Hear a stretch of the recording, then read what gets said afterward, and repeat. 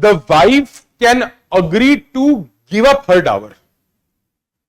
अब मुझे एक बात बताइए, जनरली क्या होता है, ऐसा नहीं होता, मैं कभी कभार बोल भी देता हूं ये बात, थोड़ा सा एम्बैरेसिंग लगता है बाकी लोगों को, पर मैं तो बोल देता हूं ये बात अपने फैमिली मेंबर्स के बीच में।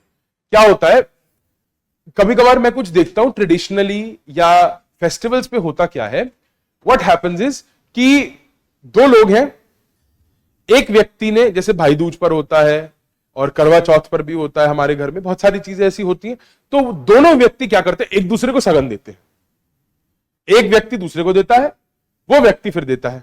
मैं कह रहा हूं दे ही क्यों रहे हो, अमाउंट डिटरमाइन कर लो। मैंने आपको, फॉर एग्जांपल मैंने आपको 1100 दिए, आपने मुझे 1100 दिए वापस, तो 1100 फिर टूस हो गया, देने की जरूरत ही नहीं है।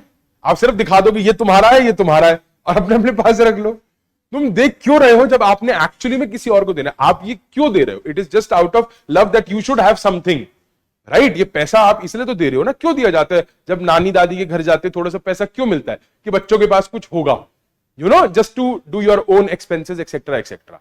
तो भाई, why are you exchanging money unnecessarily? तुम अपने पास रख लो, आप अपने पास रख लो। जस्ट एक्नॉलेज कि I have given it to you, I have given it to you. It's very simple, right?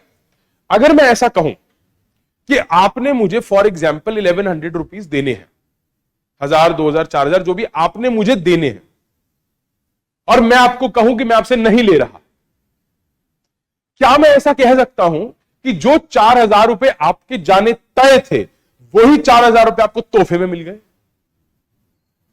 Logical सी बात है।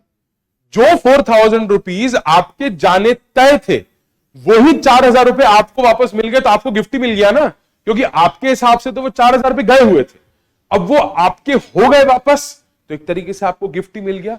दैट इज एग्जैक्टली हिबाए मेहर।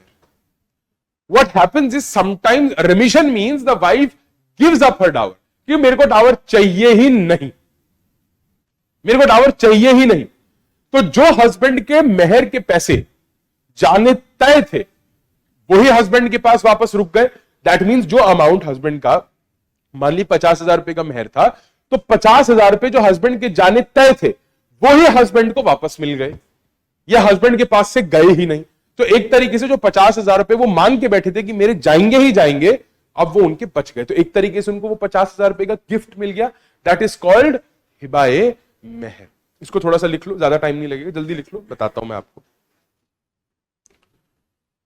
अच्छा, this can be, let me tell you, this can be for the complete dower also and for a part of the dower also.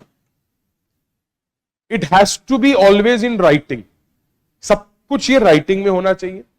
हिबाए मेहर, it should be with your free consent, ये भी बहुत जरूरी है कि free consent के साथ हो, राइटिंग में हो, and it can be for the complete dower और a part of the dower, where the wife is giving up her dower and she is saying that I don't need the dower, you keep the dower with yourself. Writing में होना चाहिए, free consent के साथ होना चाहिए। Are we clear with this much? Sure? Of course writing में क्यों होना चाहिए?